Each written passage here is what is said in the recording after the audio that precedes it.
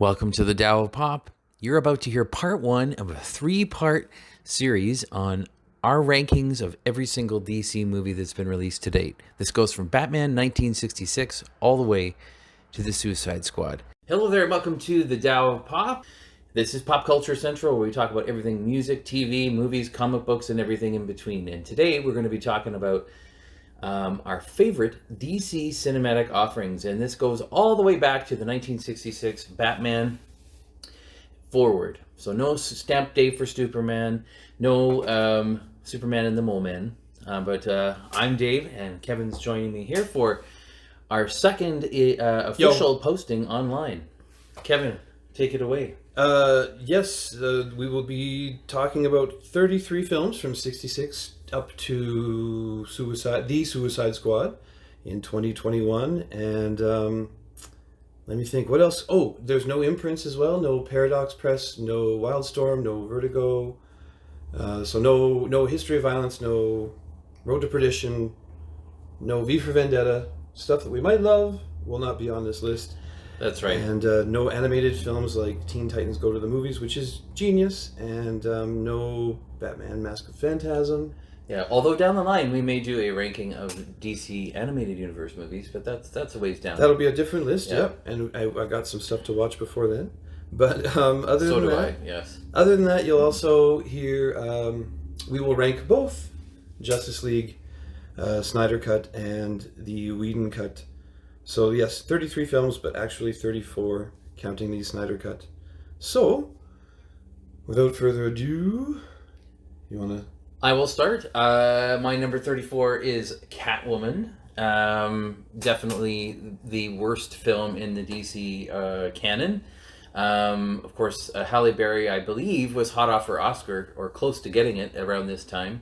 And so, this was supposed to be her foray, as many do. Charlize Theron played Aeon Flux shortly after she won her Monster Oscar. So this tends to happen with big Hollywood actresses, but sometimes it's a misfire.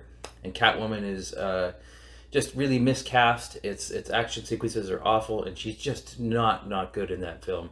Nothing really works. What about you? Number 34. By coincidence, Catwoman. Hey, maybe not that coincidence. Right. Maybe that was probably foreseen. But the less said about Catwoman, the better. Michelle Pfeiffer should have gotten her shot, but I'm glad that she stayed away. And Halle Berry's outfit looks like something you would find sold at Value Village under the generic sexy cat lady costume.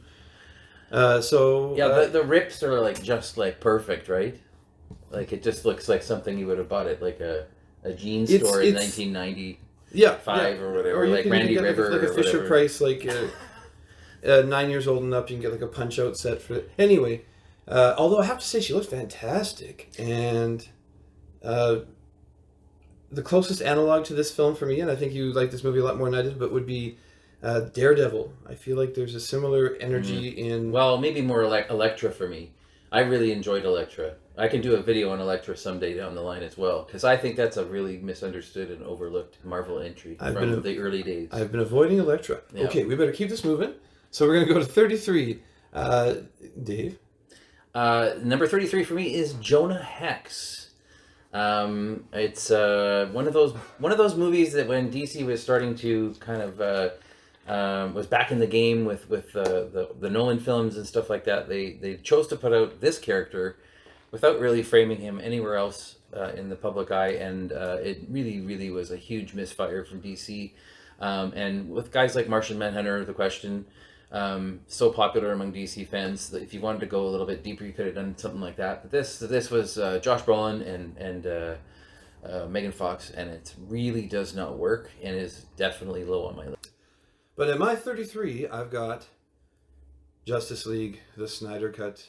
No way. That low, hey? That low, yes. That is a bit of a surprise to me, actually. Yes, I do not like this movie. It improves upon some of Whedon's work, and it removes the egregious facial hair on Cavill. But all the slow-mo set to the emo kid soundtrack circa 94 certainly does not work for me. As much as I love Nick Cave and Song to the Siren and all sorts of cool stuff is in that movie, but it comes off just trying a little hard. And the last 15 minutes just piss on any goodwill I do love some of the connective tissue that he builds that was missing from the Whedon cut. I love, but all the talk of the Joker's reach arounds and evil Superman, I cannot express how much that cut offended my sensibilities. So, well, I'll make my comments on it in a little while, but I would not rank it so far below so many terrible films. Number 32. Number 32 is Steel, the Shaquille O'Neal vehicle from 1997. I felt like this was trying to capitalize on the momentum from Space Jam by putting somebody from the basketball world in a big film like that. And now this character, Irons, is on Superman and Lois, but here gets short shrift despite an occasional fun moment. It tries to be a family movie. There's a pretty eclectic cast in it too, but ultimately this doesn't really get off the ground for me. So there is Steel for you. At 32, okay, 32 for me. Justice League. Ooh, again, I can't believe how low you're rating the Justice League. Paint by numbers storytelling in the worst way. This from a man who went and saw it 3 times in the theater. Well, because I have to support DC Comics. They need all the support that they can get, whether they deserve it all the time or not. Yeah, that's very true. It doesn't have the last few minutes of that dystopian future stuff which Jack tacked on. So I do appreciate that. And I don't know how much else I have to say. I would rate this at a slightly higher 32. Okay, all right. At number 31, Swamp Thing. And I think this is one of those characters that people forget is a DC character, but he is indeed. And this is not a total dud. There's a lot of, you got Adrian Barbeau and so on and so forth, and then got director Wes Craven at the controls, but he's not quite in control of his filmmaking powers yet, like we'd see with the Freddy movies and so on, and the Scream films. There's just a kind of a lack of creativity and boldness in this. There's a solid story underneath it all. But Swamp Thing, it was enough to keep my attention, but if I really have to rank it in the DC films, I'm putting it pretty low at number 31. You'll find that much higher on my list. I think it is an underrated minor classic of its ilk. Okay. Interesting. Number 30, okay. Number 31, is that? What's that? Yeah, number 31. Right. 31. Steel. I don't remember much about this movie. It's been a very long time, but it didn't make much of an impression at the time. I will give it points though for representation. DC certainly trail Marvel giving us black heroes to root for, and they beat them to the punch with the lady heroes though, with Wonder Woman way before Captain Marvel. Well, that's true. Anyway, so yeah, this gets points for representation. God bless them, and it was the closest we got to a Superman type movie on the screen for quite a few years. 19 years was it between Returns and Superman 4? Yeah, 87 to 2006. That's right. Yeah. So yeah, so coming in at 31. 31. All right. Well, at number 30, I have Return of the Swamp Thing. Cult director Jim Wynorski, who made Chopping Mall, which is such a fun, campy horror cult classic. And then the Munchies series. If you look up his filmography, you'll be surprised at the range of things that he's actually done. He was behind the controls for this. It's less, the budget on it's obviously smaller from the first one, but I actually thought this was a lot more entertaining and funny, and there's 2 young boys who are in this film, who frame the film, who are absolutely delightful. Interesting. The Return of the Swamp Thing. Moving on. Number 30. Superman 4. Even at 10 years old in the theater, it was very apparent that there was something very wrong with this low-budget mess. And there's stuff I love in it. I love the tenderness of the relationship between Margot Kidder and Chris Reeve. It's nice seeing that come back after he was romancing Ned O'Toole in part 3. Yep. But at the same time, Margot Kidder looks like she's old enough to be his mother. Rated at number 30 and not lower because its heart is in the right place, and I love that what Chris Reeve was trying to actually accomplish. I'll give you my thoughts on Superman 4 coming up. Obviously, it's on my list, but not next. Okay, so my number 29 film is Batman and Robin. Of course, this movie's famous for its cheesy lines, like, all the lines that, especially Schwarzenegger, uttered as Mr. Freeze in that movie. It was like, "It's getting cold in here," and all that stuff. It was really. It's getting cold in here. Was that one? Yeah. That's really terrible. really basic. Yeah, But okay. But it's like it's an overstuffed rogues gallery. You have Poison Ivy in there as well, and it just felt like they were trying to do everything with this movie by bringing in Batgirl, and we've just started to get to know Robin in the prior movie, and then George Clooney comes in to replace Val Kilmer. We don't have Nicole Kidman or Kim Basinger anymore, or Michelle Pfeiffer, and in this one, it just feels a little more patchwork, and it was really just awful.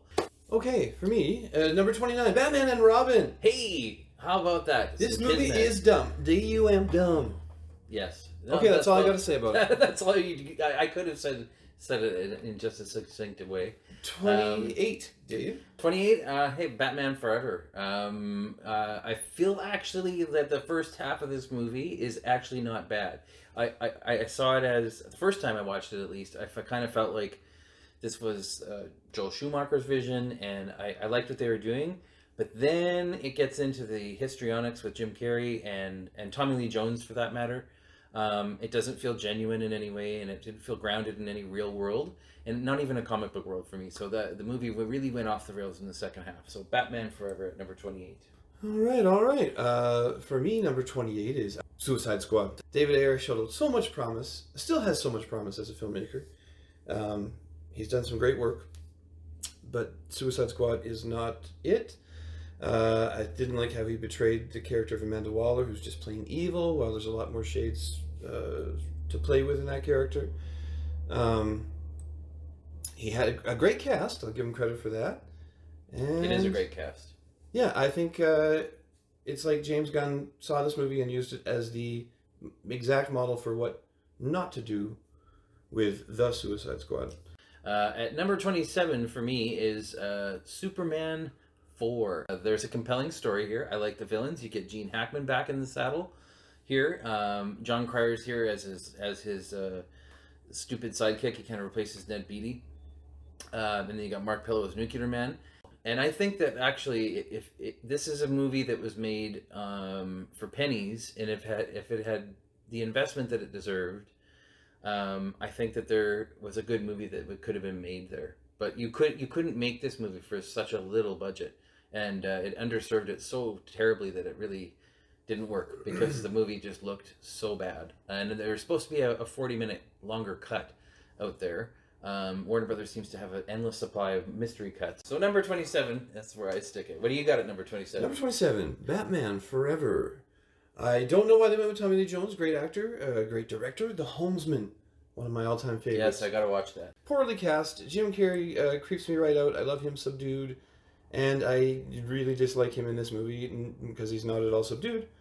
And yeah, it's funny. McDonald's wanted a movie where kids could go see it, unlike Batman Returns, but this thing is even kinkier and creepier to me than Batman Returns.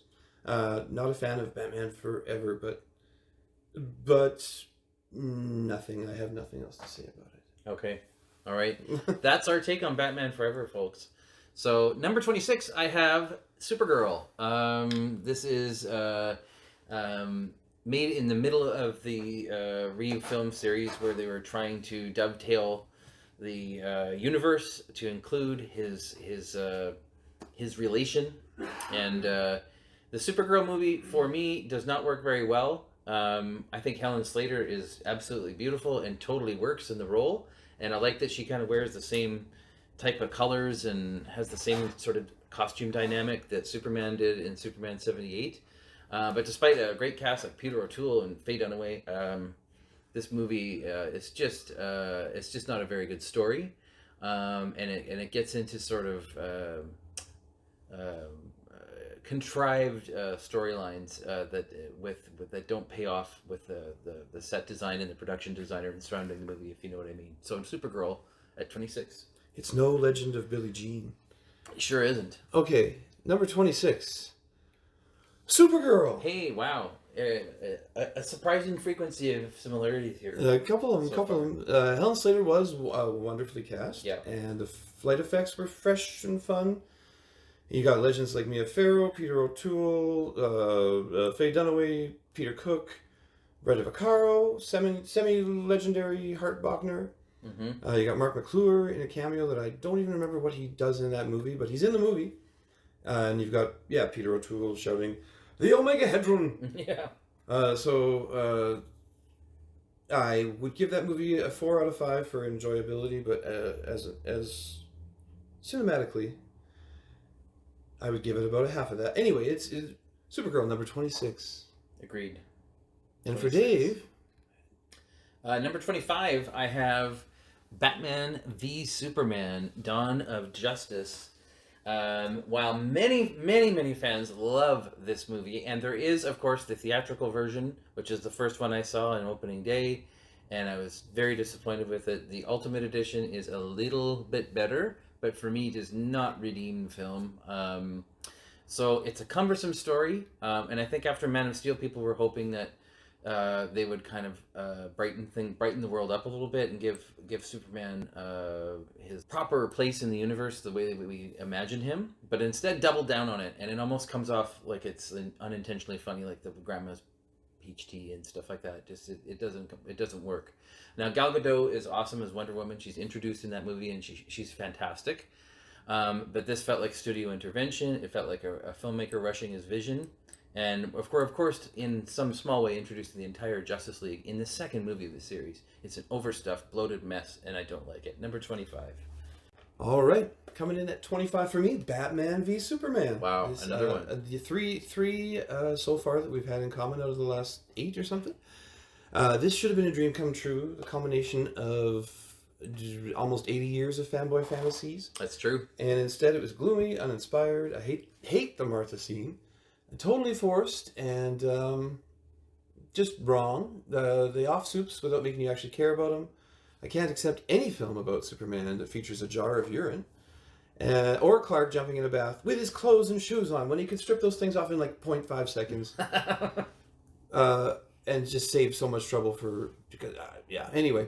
But I do love the kick-ass intro for Wonder Woman. Yeah. When that Hans Zimmer, Led Zeppelin kind of music strikes up, it's pretty awesome, and Gadot is everything you would hope for. She's amazing. So that it gets points for that. But 25, fairly low down the list. Considering it's a Clash of Titans, we've been waiting forever for. What are you at? Number 24 is the next one, and number 24 for me is Green Lantern. This is a movie that I really wanted to work. And Martin Campbell came out recently saying that he shouldn't have made the movie. It was a misfire for him, and that it wasn't really the right kind of material for him. But it was how is a director supposed to say no, especially if they need a little bit of career mojo, which he did at the time. But they have Ryan Reynolds right there in their grasp, and then he, of course, slithers away to do Deadpool, and Deadpool is huge. And now DC's screwed up the Suicide Squad franchise, being that it's such a box office disaster. It's not their fault. I felt like the Green Lantern series, with all of the great characters that are in there, that were, if you watch the animated series and see how great they are, this movie could have, I think, birthed a space opera trilogy, much like Guardians of the Galaxy, and they just totally fumbled it. And they especially wasting Mark Strong as Sinestro. That really breaks my heart. Number 24, Green Lantern. All right. Number 24, Jonah Hex. I should watch this again, but the fact that it was so forgettable places it low on the list. But the cast bumps up just a notch. You got Michael Fassbender, Michael Shannon, John Malkovich, Lance Reddick, Megan Fox, and Josh Brolin, who wouldn't be my first choice, but he does do a great job. And extra testosterone provided by Jeffrey Dean Morgan and Tom Wopat, Luke Duke himself. That's right. In supporting roles. So number 24, Jonah Hex. Interesting. Okay. All right. Well, they're both in our bottom 10, so we're in the right vicinity. People might be shocked by my next pick. Number 23 is The Dark Knight Rises, the third in the Nolan trilogy. Maybe upon another viewing, I might feel differently, but my recollection of this movie is it really fell flat for me. I think the first two movies were really, really good. But this around this time in Nolan's career, I felt like he was starting to develop that sort of Inception, Interstellar, Tenet kind of filmmaking where it's very cold, distant, and emotionless. And that movie really felt like that for me. So, I thought that the Bane character was kind of silly, and Catwoman didn't fit into the whole framework of the movie. It felt like a silly offshoot, and I don't think Nolan knew quite what to do with it. So, I really felt like the trilogy ended on a sour note with The Dark Knight Rises at number 23. 23 for me is Green Lantern, so only one spot off of yours. Points for Blind Ambition with those costumes. Those are something that the technology had not caught up yet with. Yeah, I think that's true. But yeah, here we got another vague blob, cloud-like mass villain. Some solid casting, though, especially with Mark Strong as Sinestro. So good that they used him twice. Now he's, of course, Dr. Savannah in Shazam. And DC had Taika Waititi before Marvel, and they waste him here as Hal's buddy Tom. Also, I think this is probably the movie where Ryan Reynolds and Blake Lively's love first blossomed, and I love. So, 23 for Green Lantern. All right, pretty close to each other on the list, these movies. Pretty close. And thank you for joining us for part 1 of our series on all 34 DC movies. Join us next week for part 2.